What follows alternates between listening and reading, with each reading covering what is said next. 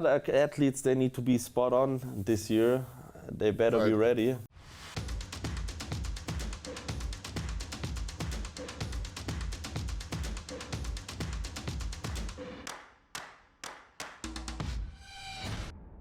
What's up guys and welcome.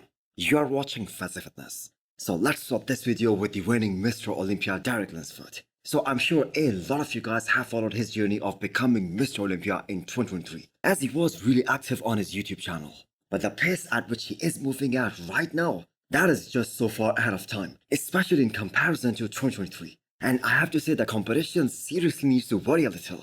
So right now we are 6 months out of the Olympia, and the intensity of Derek's workouts, that is just so much that it seems like he is 10 weeks out of the show. Plus, what the fans like the most is the change in his mindset. He is no longer Mr. Nice Guy. He isn't political anymore. He's keeping things very real. Back to back. Back to back. No way. Ain't gonna get it that easy. You're gonna have to kill me, boy.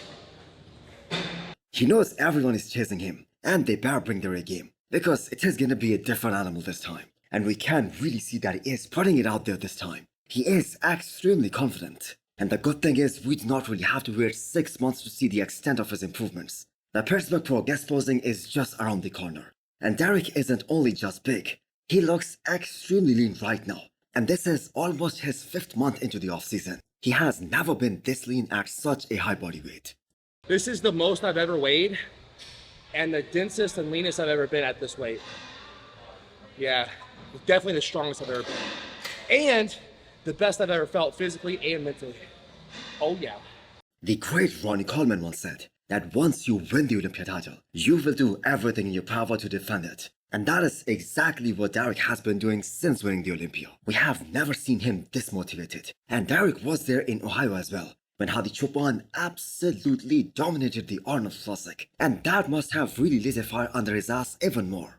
Seeing his biggest rival bringing his best to the stage. Because we all know Hadi Choopan is gonna be his biggest competition again. So if Derek is able to acquire that density and that muscle maturity that everybody keeps talking about, and he seems really confident that he's making progress in that regard, I have to say he's gonna make it really hard for anyone to beat him. I really, truly feel like that density and muscle maturity is coming along really, really well. So even though I'm not gonna be as ripped and peeled as some of the guys at the Pittsburgh Pro because they'll be like a week out, I'm not supposed to be. I'm right where I need to be for me to be my best and make improvements to stay Mr. Olympia this year. I think we are gonna see much bigger and better quads from Derek this year. He already won the side shorts against Hadi Choopan, but his legs were not as big as they appear even just a couple of weeks out of the show. He loses a lot of volume in his legs when he drops the water, and if he can take care of that, I have to say it's gonna be next to impossible to beat. So how excited are you guys to watch Derek on the stage in just 2 weeks time at the Pittsburgh Pro guest posing? More from the mutant Nick Walker, as we are now less than 3 weeks out of the New York Pro, and Nick Walker looks absolutely ready. I am gonna put up this comparison of Nick Walker doing his most muscular shot in this latest picture versus the one that was like 3 weeks out of the New York Pro in 2021, which was also his first New York and also his first win. And we can all see that he has put on a lot of quality tissue on his frame in these last 3 years. He looks bigger, rounder, denser, and everywhere. Most noticeably his legs, and the overall sweep looks much better this time. So Nick is undoubtedly one of those guys who kept getting bigger, but at the same time he made sure he did not blow out his waistline, as that could have been so detrimental to his career. Now people can say whatever they want to say, but that is a different level of muscularity, and this is going to be visible like crazy on the stage in 3 weeks time. And he hasn't even posted any of his back shots. We have said this so many times, that the only guy who can actually challenge Derek Lunsford at the Olympia stage in that back double biceps shot, that is Nick Walker. Those nasty hamstrings come into play, and his huge thick lats, and the way those insertions attach so low on his frame, that makes his back double biceps the money shot. His side shorts might be the best in the business. I mean, Nick Walker himself said that he would have won both side shorts against Derek last year. So I cannot wait to see him back on the stage. This comeback is definitely going to be remembered for ages. Next up is the physique update of arguably the greatest German bodybuilder to ever grace the bodybuilding stage. And I am talking about the men's open bodybuilding, and that is Dennis Wolf. So Gunther Schulkamp also falls in this category, since he was able to do something that nobody else did, beating the greatest of all time, Ronnie Coleman, while he was the reigning Mr. Olympia at the GNC Show of Strength in 2002. So Ronnie wasn't at his best at the Olympia that year, and some of you guys must remember that the crowd actually booed when Gunther was given 5th place in 2002, and there was actually a standing ovation for him. So many people thought that Ronnie Coleman losing to Gunther, that was like the end of his career. But the champ just came back in 2003 with a physique that is regarded unbeatable in any era of the bodybuilding sport. Ronnie won that Olympia even before hitting his first shot. That is how dominating he was at that show.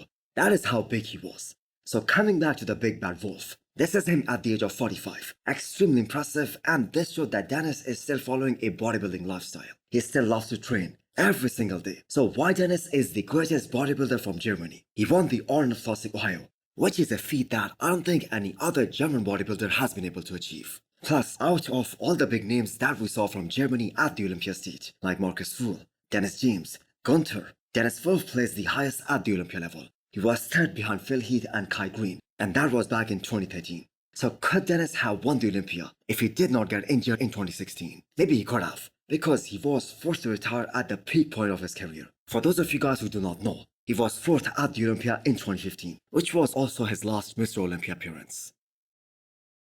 And I listened to what Chris Bumstead said before me, and he's having a lot of other stuff to do right now, and I don't. I'm living in my little apartment in Berlin, going to this gym, the bunker downstairs. I have never seen Terrence Ruffin calling out someone like that before, but here he did. So Urs Kalecinski was on this episode of Primetime Muscle that airs on the Olympia TV YouTube channel, and he made some comments about the other competitors, that they have a lot on their plates. And he specifically mentioned the champ Chris Bumstead, because I'm sure all of you guys know by now that Chris Bumstead just became a father.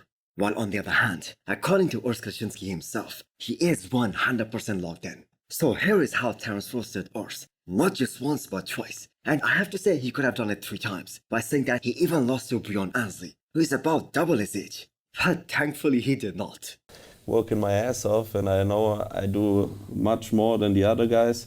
I'm not going on vacation and spending time with family and with my kids or doing something. A clever lane. So Breon too left a comment under that post of Generation Iron. So I will leave it up to you guys to decide to elaborate his comment. And realistically speaking, for Urs Kalecinski to win the Olympia title, first of all, he needs better arms. He needs a much better back. Because out of all the top 6, top 7 guys at the Olympia level, Chris Bumstead, Ramon Dino, Wesley Wiesers, Breon Ansley, Terrence Ruffin, Michael the Bull, Urs has the weakest back. And if we are being 100% real, it's not a matter of peak for Urs, because he looked so damn impressive, especially at the Arnold Classic UK. And yet he still lost not only just to Wesley Wiesers, who was the champion, but also to Breon Ansley. I'm not hating on Urs, I'm a fan of Urs. He is definitely one of the best in classic physique division. But I have to say a miracle needs to happen for him to win the Olympia title, especially this year.